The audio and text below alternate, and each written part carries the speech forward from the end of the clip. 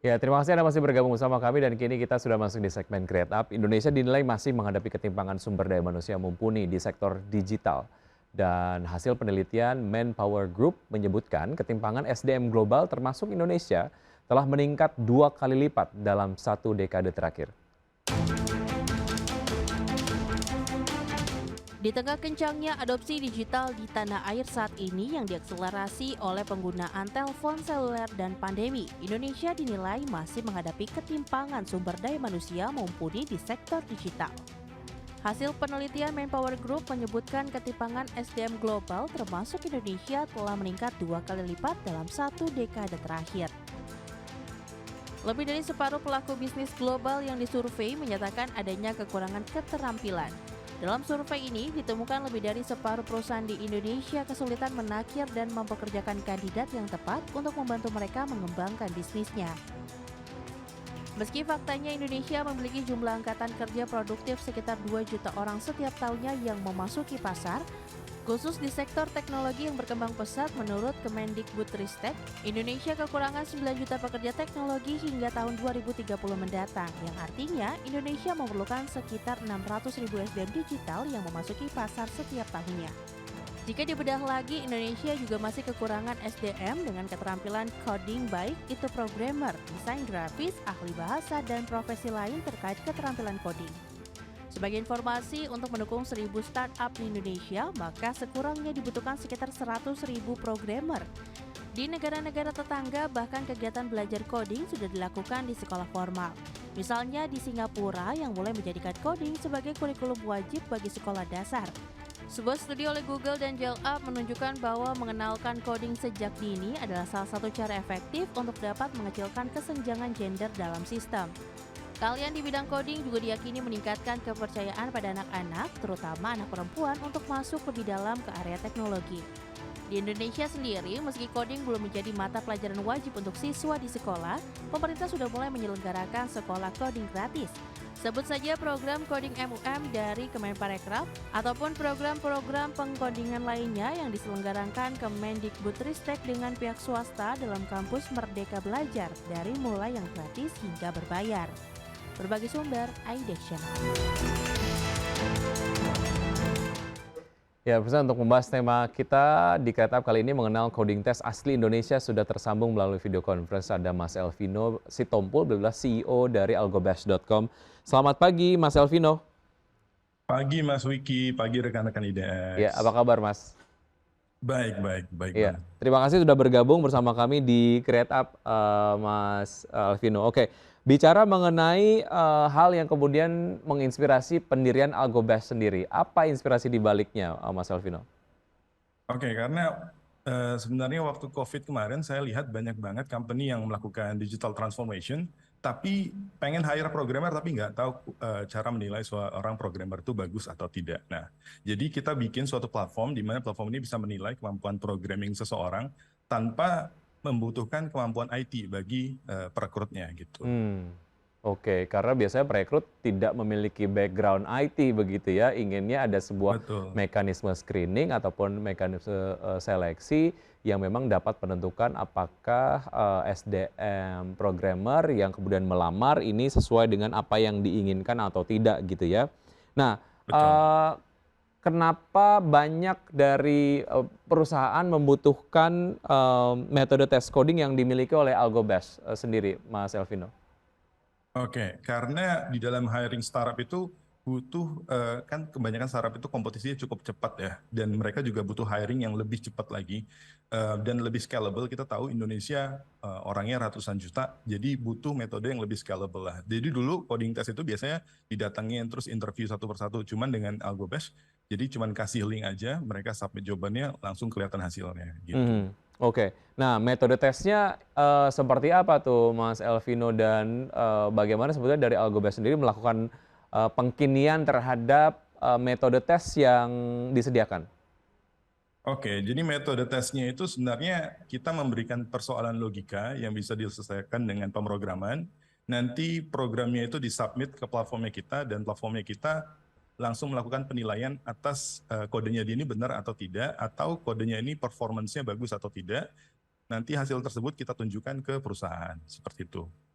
Oke, sejauh ini kemudian menjadi sebuah mekanisme screening test yang efektif lah ya untuk menjaring SDM programmer yang berkualitas begitu ya. Sejauh ini feedback dari klien seperti apa, Mas Elvino, terkait dengan metode tes yang disediakan oleh Algobest? Oke, jadi feedback dari mereka adalah kalau bisa Algobest juga membantu anak-anak belajar pemrograman juga. Dan Oke. itu juga kita lakukan di Algobest-nya gitu. Mhm. Artinya ada apa namanya request service tambahan begitu ya untuk di Betul. internal perusahaan sendiri setelah menggunakan jasa Algobest sebelumnya. Oke, bicara mengenai efektivitas dari metode coding test yang disediakan oleh Algobest, seefektif apa untuk betul-betul menyaring SDM programming ataupun terkait dengan coding gitu yang Hmm. betul-betul mumpuni dan juga berkualitas? Oke, jadi yang biasanya kalau metode yang biasa adalah company itu menyuruh seorang engineer seniornya untuk ngetes developer yang mau masuk. Sayangnya kan gaji senior developer tuh mahal dan menghabiskan waktu mereka cukup lama. Nah, kalau pakai Algobest cukup kasih link yang isinya ada persoalan logika, kandidat melakukan submisi jawaban gitu, nah langsung hasilnya muncul di dashboard. Seperti Oke. itu. Jadi cukup efisien sih. Ya, sejauh ini secara klien apakah perusahaan-perusahaan konvensional ataupun mungkin perusahaan yang sudah lama eksis atau startup-startup yang baru saja didirikan, Mas Elvino, yang jadi Jadi klien dari klien kita Algobest? cukup bermacam-macam ya. Ada Hmm, korporasi, ada konsultan, ada startup, hingga bank juga ada sih. Dan itu mhm. mulai dari Indonesia, ada di Saudi Arabia juga, Australia sampai Vietnam. Gitu. Oke. Ya, bicara mengenai teknologi ataupun digitalisasi ini kan perkembangannya sangat cepat begitu ya. Bagaimana sebetulnya dari Algobest sendiri mengkalibrasi lah berbagai macam pertanyaan ataupun mungkin berbagai macam metode tes yang ada di Algobest? Untuk pertanyaannya kita selalu sesuaikan dengan pasar pasar yang sedang ada. Jadi misalnya sekarang Hmm, pasarnya quick commerce, kita bikin banyak persoalan mengenai quick commerce. Terus kemudian kita punya tim sendiri untuk membuat soal yang mana mereka juga anak-anak olimpiade gitu sebelumnya. mhm. Artinya yang merumuskan metode tesnya sendiri juga sangat-sangat certified begitu ya? Betul, Oke, betul. secara market sebetulnya semenarik apa sih untuk perusahaan-perusahaan yang membutuhkan sebuah mekanisme screening untuk SDM programming ataupun coding di Indonesia? Seberapa menarik sehingga ini kemudian membuat Algobest, oke, ini adalah sebuah market yang dimasuki dan juga dieksplor. Oke, karena kita ngelihat sekarang itu banyak banget bootcamp ataupun pendidikan non formal di IT. Nah, kita pengen harusnya ada suatu penjembatan sebelum mereka masuk ke dalam perusahaan. Jadi ada metode screening yang baru gitu. Jadi meskipun nanti talent IT banyak, perusahaan tetap bisa menilai kemampuan kandidat yang masuk. Seperti itu sih. Jadi Mhm. marketnya seperti itu. Oke, tadi di informasi awal sempat disampaikan bahwa Indonesia mengalami defisit SDM programming ataupun coding gitu ya, Hmm. karena memang secara digitalisasi ini lagi lari kenceng banget, lagi ngebut gitu, tapi secara produksi dari SDM sendiri ini memang terbatas. Nah, ketika kemudian ada sebuah mekanisme untuk kembali menyaring SDM programmer ataupun coding begitu, ini kan akan nampaknya gitu, ini akan menambah lagi gap dari kebutuhan dan juga supply sendiri. Karena ketika dilakukan sebuah mekanisme screening akan ada SDM-SDM programmer yang tidak bisa direkrut begitu ya, karena tidak sesuai dengan kualifikasi. Nah, tanggapannya dari Algobest sendiri seperti apa, Mas Elvino?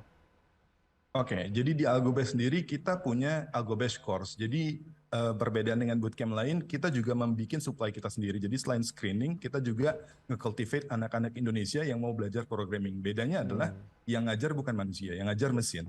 Jadi mereka belajar sendiri, tonton video dari kita, dan mensubmit jawabannya sendiri, mereka bikin projectnya sendiri. Jadi kita lebih bantu dari assessment juga, dan kita juga genjot dari supply-nya juga gitu. Oke, jadi tidak hanya melakukan tes saja begitu ya, tapi juga ikut memupuk potensi dari SDM-SDM programming yang ada di Indonesia supaya secara quality itu memenuhi dengan apa yang diinginkan di dunia kerja begitu ya.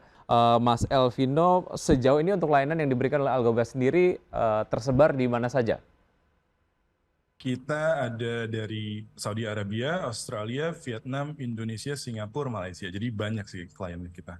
Oke. Itu kenapa di negara-negara tersebut? Apakah secara demand juga di sana sangat besar atau seperti apa?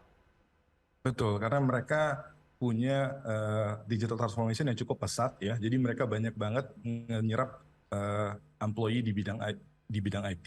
Oke, secara metode tes setiap negara apakah sama atau ada yang berbeda? Biasanya hampir sama, yang mungkin berbeda mungkin di Indonesia ya. Jadi di Indonesia teknologi mereka lebih fokus ke concern ke satu jenis teknologi tertentu. Tapi di negara lain lebih variatif begitu ya?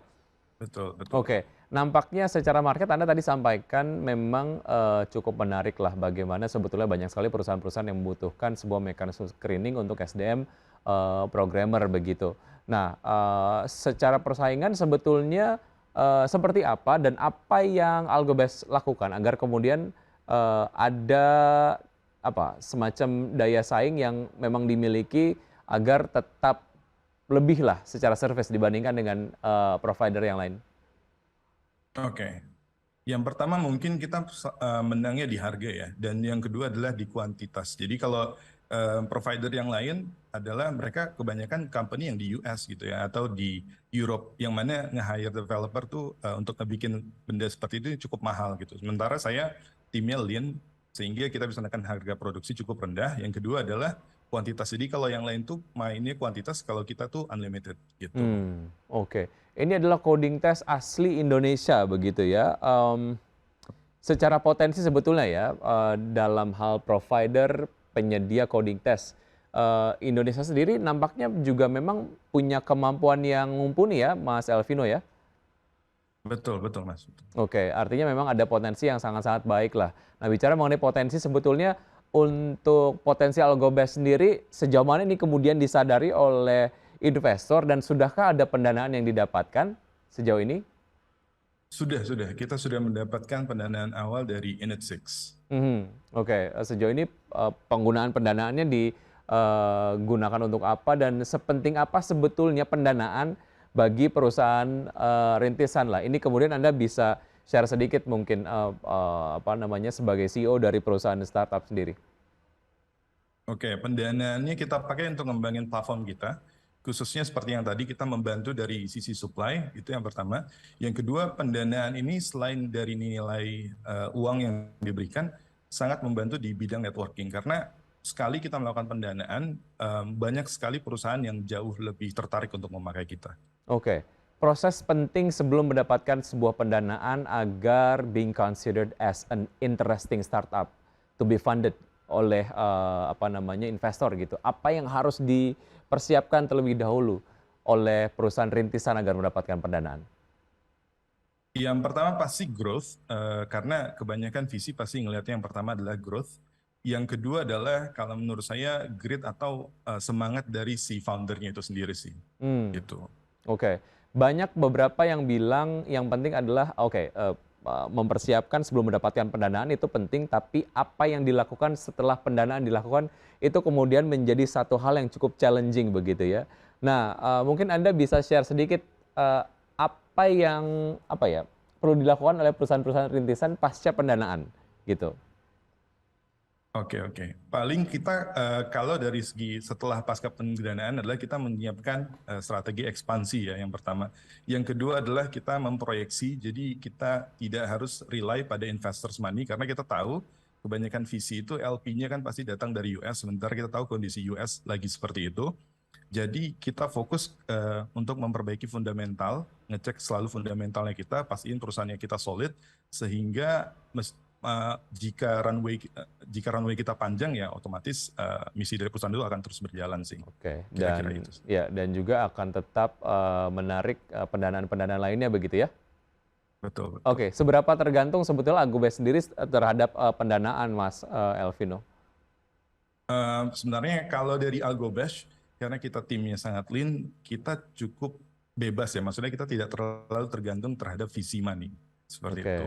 Ya, artinya secara mandiri sudah bisa mengenerate operasional dan juga revenue begitu ya? Betul. Oke, baik. Target ke depan untuk Algobest sendiri apa? Oke, target ke depannya adalah seperti yang saya sudah mention tadi, dukung terus supply Indonesia, pastikan bahwa kualitas dan kuantitas Indonesia comply dengan negara-negara pesaing lainnya, Yang kedua adalah kita mau penetrate ke market assessment di bidang finance. Gitu. Oke, baik. Ini juga menarik karena memang banyak perusahaan-perusahaan rintisan di bidang fintech ataupun mungkin perusahaan BUMN punya perusahaan rintisan fintech begitu ya. Dan ini memang memerlukan mekanisme screening untuk insan-insan yang ada di industri fintech begitu. Oke, baik. Mas Elvino, terima kasih sudah bergabung bersama kami di Create Up. Sukses untuk Anda. Salam untuk teman-teman Terima Algobest kasih, yang Mas lain. Vicky. Sampai jumpa. Salam.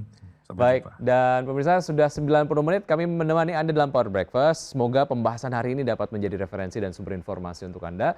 Tetap perbarui informasi Anda hanya di IDX Channel, your trustworthy economic business and capital market channel. Saya Wiki Adrian. See you in the morning.